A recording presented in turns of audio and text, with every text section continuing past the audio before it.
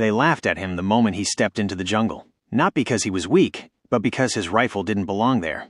A mail-order gun. Something ordered from a catalog. Something never meant for war. In the deadliest jungle of World War II, where Japanese snipers ruled the trees and Marines died without hearing the shot, one man was about to turn the hunt around. No medals, no backup, no second chances. In the next 4 days, the men who mocked him would stop laughing, the jungle would fall silent, and 11 enemy snipers would never fire again. This is not a legend. This is not a movie. This is a real war record, so dark, so precise, that even history whispered it instead of writing it. Welcome to Dark War Records. They laughed at the rifle first. Not a friendly laugh. The kind that cuts, low, cruel, certain. The kind soldiers use when they believe death has already made up its mind. A mail-order rifle, they said. Something a farm boy would buy from a catalog, not a weapon for the steaming hell of the Pacific. Too light. Too clean. Too civilian. Not Army issue. Not Marine Corps approved. Not meant for war. 4 days later, 11 Japanese snipers were dead. And the laughter never came back. The rain never stopped on Guadalcanal. It didn't fall, it pressed. A wet, suffocating weight that soaked uniforms, rusted steel, and crawled into lungs. Men slept wet. Ate wet. Bled wet. The jungle watched everything. Every step beyond the wire felt like walking into a throat that wanted to close. The snipers were already there. They were ghosts. Japanese riflemen trained to wait, to rot, to disappear. They lived in trees, spider holes, shattered wreckage. They didn't fire wildly. They fired once. One shot. One Marine down. A helmet rolling into mud.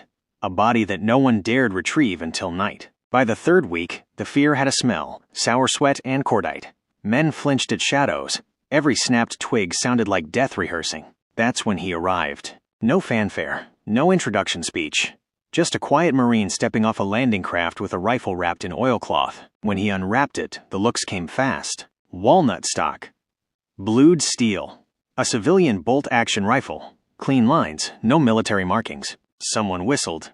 Someone else laughed. Where'd you get that, kid? Sears and Roebuck? Another voice, louder. You planning to hunt deer or fight the Emperor? He didn't answer. He never did when men mocked him. Because this rifle wasn't bought for approval. It was bought for precision. Before the war, before the Pacific swallowed names and faces, he had ordered it through the mail. Paid cash. Waited weeks. Learned every inch of it. Trigger break, bolt throw, breath control. He knew how it behaved when hot. When wet. When filthy. And now the jungle was about to learn too. The first shot came at dawn. Not from him. A Marine collapsed near the perimeter, hit clean through the eye. No echo. No warning. The Japanese sniper had already melted away. The officers swore. Patrols went out. Nothing. That's when the man with the mail-order rifle moved. He didn't ask permission. He didn't make speeches. He just slipped into the green, like a thought you can't stop thinking. The jungle swallowed him whole. Hours passed. Then a single shot cracked. Not loud, not panicked. Measured. Another shot followed 10 minutes later. Then silence. When the patrol found the first body, the men froze. The Japanese sniper was still in his tree platform. Head snapped back, eyes open, face frozen in shock. The bullet had entered just below the cheekbone and exited clean. No wasted motion. No second shot. Pinned to the bark near his hand was his rifle, still aimed at the Marine lines. The men looked at each other. No one laughed now. Word spread fast in places like Guadalcanal. Faster than orders. Faster than official reports. The catalog rifle had spoken. By nightfall, 2 more Japanese snipers were found dead. Different positions. Different ranges. One had been crawling. Shot through the spine. Another was found inside a camouflaged hole, bullet straight through the slit eye level, precise enough to feel intentional. That night, the jungle felt different. Still dangerous. Still alive. But something had changed. The snipers were no longer hunting alone. Day 2, the Japanese adapted quickly. They always did. They set traps, decoys, false firing points, deliberately sloppy shots to draw attention. Anyone else would have taken the bait. He didn't. He waited. For hours he lay motionless, ants crawling across his hands, rain pooling under his chest. He controlled his breathing until it barely existed. When the sniper finally revealed himself, just a fraction too much movement, he fired. 1 round. Through foliage. Through camouflage. Through bone. The body was never recovered. Just blood in the leaves and a rifle dropped in panic. By sundown, 5 snipers were confirmed dead. The jungle grew quieter, not peaceful, cautious. Day 3 was when fear changed sides. Japanese snipers began withdrawing from known positions. They avoided trees. They avoided firing. Some refused to move at all. That afternoon, a Marine patrol walked an area that had been lethal for weeks. No shots came. Only later did they find out why. 3 more snipers were dead. 1 killed while attempting to relocate, another while observing, the third mid-breath. 1 had been shot through the mouth. A message, written in lead. The mocking stopped entirely. Men began asking quietly, "How does he see them? How does he know?" The answer was simple and terrifying. He didn't rush. He watched patterns, listened to insects stop moving, noticed when birds refused to land. The jungle spoke to him, and he listened better than anyone else. By the morning of day 4, Japanese snipers were no longer stalking Marines. They were hiding. That didn't save them. The 10th kill came just after noon, a sniper attempting to observe through a cracked helmet mirror. The reflection betrayed him. The 11th came at dusk, a single shot as the sun bled into the trees. After that, there were no more. 4 days, 11 snipers. The area fell silent, not because the war had ended, but because something worse had arrived. The man with the mail-order rifle returned to camp without ceremony. His uniform was torn. His rifle scratched, filthy, perfect. No one joked. No one questioned his weapon again. Because they had seen what precision does in a place built on chaos. They had seen how a civilian rifle, guided by patience, discipline, and cold resolve, could turn the jungle into a graveyard. And somewhere out there, Japanese units were writing reports they didn't fully understand. Reports about a single American, a ghost with no insignia, a rifle that wasn't supposed to be there. They didn't know his name, only that when the jungle went quiet, someone was already aiming. The jungle did not forgive success. It remembered it. After the 11th sniper fell, the silence felt wrong, too deliberate, too controlled. Veteran Marines knew what it meant. The enemy wasn't gone. The enemy was thinking. Night came early under the canopy. Darkness pooled between the trees like oil, thick and heavy. Men whispered instead of spoke. Cigarettes were buried. Metal was wrapped in cloth. And somewhere beyond the wire, Japanese officers studied the bodies. They saw the entry wounds, the angles, the impossible distances. This wasn't luck. This wasn't massed fire. This was one man, and that made it dangerous. The order came quietly, not shouted, not written. A hunter had entered the battlefield, so another would be sent. The Japanese army had specialists too, men trained not just to shoot, but to erase. Counter-snipers. Trackers who could read crushed leaves like handwriting. Men who believed patience was a weapon sharper than steel. They were deployed before dawn. They didn't fire. They didn't rush. They watched.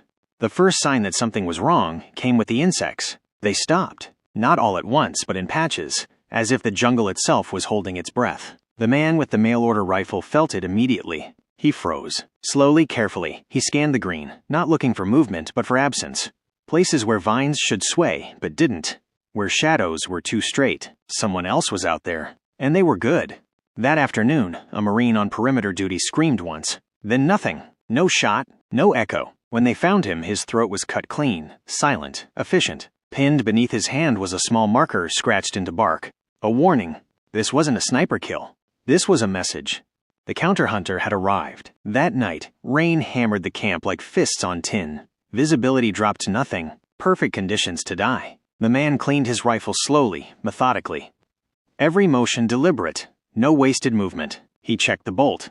The scope, fog-free, sealed, civilian-made but trusted. Men nearby watched without speaking. They no longer saw a Marine. They saw a line between living and dead. Just before midnight, it happened. A click. Not loud. Barely there, but wrong. He rolled as the shot came, splintering bark where his head had been. The bullet had been perfect. Too perfect. A professional. The jungle exploded with noise, shouts, blind fire, panic. He didn't fire back. He vanished. For hours, the jungle became a chessboard. No shots. No movement. Only waiting. The counter-sniper was disciplined, never firing twice from the same position. Never exposing more than necessary. At dawn, a second Marine was found dead, shot from below. A third vanished entirely. Fear returned, but sharper now, edged with helplessness. He studied the kills. Angles. Depth. Trajectory. The enemy sniper wasn't hunting randomly. He was circling, testing reactions, looking for him. On the second night, the trap was sprung. A deliberately sloppy patrol. Boot prints left too clear. Voices too loud. Bait.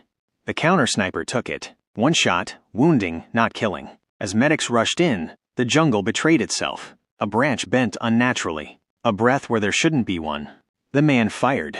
Once. The bullet punched through leaves, through cloth, through a lung. The enemy sniper tried to crawl. He didn't make it far. When they found the body, the Marines stared. This man was older. Hardened. Decorated. His rifle was military grade. Custom modified. And still, he'd lost. But the jungle wasn't finished. Japanese command escalated. Snipers began working in pairs. Overlapping fields of fire. False corpses rigged with grenades. The ground itself became a weapon. On day 3 of the counterhunt, he nearly died. A tripwire snapped. A blast threw him into roots and mud. Shrapnel tore his shoulder. Blood soaked into the earth. For hours he lay there, half-conscious, rain washing red into the soil. Any other man would have crawled back. He didn't. Pain was temporary. Failure was permanent. He fired again before sunset. Then again. 2 more snipers down, one mid-reload, the other attempting to retreat. The jungle claimed them quietly. By nightfall, the enemy's pattern broke. Their fire grew erratic. Fear crept back into their movements. The final encounter came just before dawn. Mist hung low, turning shapes into ghosts. He saw the sniper's eye first. Not the rifle, not the body. The eye. They locked gazes through scope glass and leaves. Time slowed. Both men knew this was it. The enemy fired first. Missed by inches. The return shot was calm. Final. When the body fell, the jungle exhaled. After that, the sniper threat ended. Not officially. Not ceremonially. It just stopped. Japanese units withdrew from the sector. Reports mentioned unacceptable losses and unknown American marksmen. No name, no rank, just fear. Back at camp, someone finally asked him why he trusted that rifle so much. He answered softly, for the first time, "Because I chose it." In a war where men were issued everything, including death, he had chosen his weapon. And it had chosen him back. The jungle returned to its usual sounds, but every man there remembered the days it went quiet. Because silence, they learned, doesn't mean safety. Sometimes, it means someone better is listening. The war did not end after the last sniper fell. It only changed shape. Guadalcanal stopped whispering his name, but other places began to. Men were reassigned. Units rotated. Fresh faces arrived with clean uniforms and the same fear in their eyes. And wherever the jungle thickened, where patrols slowed, where men started dying without warning, the man with the mail-order rifle was sent first. Not officially. Never on paper. He simply appeared where death was most efficient. By now, the rifle was no longer a joke. It was a rumor. Japanese scouts spoke of it in fragments. A rifle that fired once, a shot that never missed, a hunter who did not pursue recklessly but waited until the jungle betrayed you. Some believed it was a team. Others believed it was luck. The veterans knew better. On one ridge, Marines had been pinned down for weeks. Japanese snipers controlled the approach routes. Anyone who moved died. Command losses mounted. Then he arrived. He studied the ridge for an entire day without firing. Watched smoke drift. Watched shadows lengthen. Watched flies gather where bodies once lay. At dusk, he fired 3 times. 3 shots. 3 confirmed kills. The ridge fell silent. The next morning, Marines advanced unopposed. They never saw the bodies, only blood trails leading into nothing. The enemy adapted again. They always did. Snipers stopped using optics. They stopped firing from elevation. They stopped firing at all. Instead, they waited. Days passed without contact. Then, Marines began disappearing. No shots. No bodies. Just helmets left behind. Boot prints leading nowhere. The jungle was no longer killing loudly. It was taking. He understood immediately. This wasn't a sniper campaign anymore. This was psychological war. So he answered in the only language that mattered. Finality. One night, he let himself be seen. Just briefly. A silhouette against firelight. Enough. The trap was set instantly. 3 firing points opened up. Crossfire. Perfect geometry. Any hesitation would have meant death. He fired through the first muzzle flash. Then rolled. Fired again without looking. The 3rd sniper ran. That was the mistake. The bullet took him in the back of the skull. The jungle swallowed the echoes. The following morning, Japanese positions were found abandoned. Weapons left behind. Food untouched.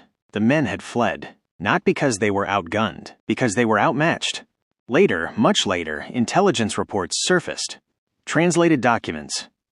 Interrogations. One phrase appeared again and again. The American who hunts alone. Another. Do not fire unless you are ready to die. Eventually, the man was wounded badly enough to be pulled out. Shrapnel. infection, exhaustion. They tried to take his rifle. He refused. He didn't raise his voice, didn't threaten. He simply held it, and no one tried again. When he finally left the jungle, the rain followed him to the shore. Landing craft pulled away. The green wall closed. The jungle forgot him, but the men didn't. After the war, there were no parades for him, no interviews, no headlines. His rifle was never displayed in a museum. It went back where it came from, home, cleaned, stored, silent. History would later argue about numbers, about confirmation, about exaggeration, but the Marines who survived never argued. They knew what fear felt like, and they knew when it changed sides. Because in the most violent corners of World War II, where visibility was measured in feet and life expectancy in seconds, a rifle ordered through the mail rewrote the rules. Not because it was magical, not because it was famous, but because the man behind it was patient, invisible, and utterly unforgiving. And somewhere, deep in the jungle's memory, where insects still go quiet for no reason at all, there is a lesson carved into the silence. Mock the weapon if you want. It's the man who pulls the trigger that decides who gets to leave. When the jungle finally spoke again, it wasn't with gunfire. It was with silence. No more shots from the trees. No more helmets falling into the mud. No more fear hiding in every shadow. Not because the war was over, but because someone had ended the hunt. History may forget his name. Records may argue the numbers. But the men who survived never questioned it. They learned something that day in the jungle. War isn't won by the loudest weapon. It's won by the calmest hand. So the next time you hear silence in a place built for violence, remember this story. Because sometimes, silence means someone already pulled the trigger. This is Dark War Records.